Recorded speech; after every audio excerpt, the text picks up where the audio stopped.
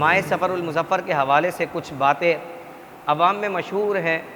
کہ بعض کا یہ کہنا ہے کہ ماہ سفر بلاؤں کا مہینہ ہے، اس میں جو ہے خاص بلائیں اترتی ہیں، بیماریاں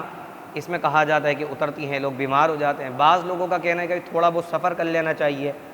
بعض یہ کہتے ہیں کہ سفر نہیں کرنا چاہیے، کہ سفر کریں گے تو حادثہ پیش آ جائے گا۔ اس طریقے کے عوام کے اندر غلط فہمیاں جو ہے وہ کثرت کے ساتھ سفر کے مہینے کے حوالے سے پائی جاتی ہیں۔ آپ دیکھیے قرآن مجید فرقان حمید میں اللہ تبارک و تعالی نے خود قرآن مجید میں ارشاد فرمایا وَمَا أَصَابَكُم مِّن مُّصِيبَةٍ فَبِمَا كَسَبَتْ أَيْدِيكُمْ۔ اللہ تبارک و تعالی قرآن مجید فرقان حمید میں ارشاد فرما رہا ہے کہ جو تم پر مصیبت آتی ہے یہ تمہارے ہاتھ کی کمائی ہوئی ہے، یعنی کہ یہ پریشانی، یہ مصیبت ہے، یہ بیماریاں، یہ دکھ تکلیف ہے، یہ تمام پریشانیاں جو ہیں یہ تمہارے ہاتھ کی کمائی ہوئی ہیں۔ یہاں اس آیت مبارکہ کی تفسیر میں نعیم الدین مراد آبادی رحمۃ اللہ تعالی علیہ فرماتے ہیں کہ اس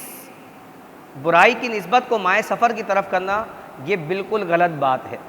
اگر ایسا ہوتا تو میرے اور آپ کے آقا محمد مصطفیٰ صلی اللہ تعالی علیہ وسلم اپنی پیاری لقت جگر حضرت سیدنا فاطمۃ الزہرا سلام اللہ علیہ کا نکاح ماہ سفر میں نہیں فرماتے۔ اگر ایسا ہوتا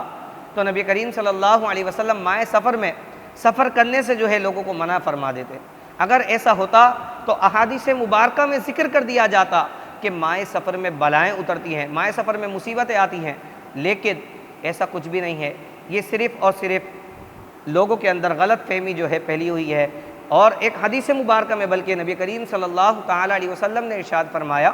لا سفر،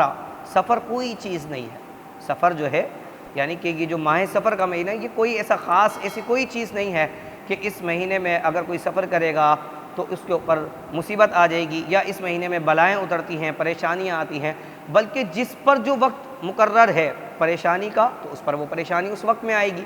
جس وقت میں اس کے لیے خوشی مقرر ہے تو اللہ تبارک و تعالیٰ اسے خوشی عطا فرمائے گا۔ تو اللہ تبارک و تعالیٰ کی بارگاہ میں دعا ہے اللہ تبارک و تعالیٰ ہمیں اس ابہام سے، شک و شبہات سے بچنے کی توفیق عطا فرمائے اور صحیح معنوں میں قرآن و حدیث پر جو ذکر کیا گیا ہے اس پر ہی عمل کرنے کی توفیق عطا فرمائے۔ آمین وآخر دعوانا ان الحمدللہ۔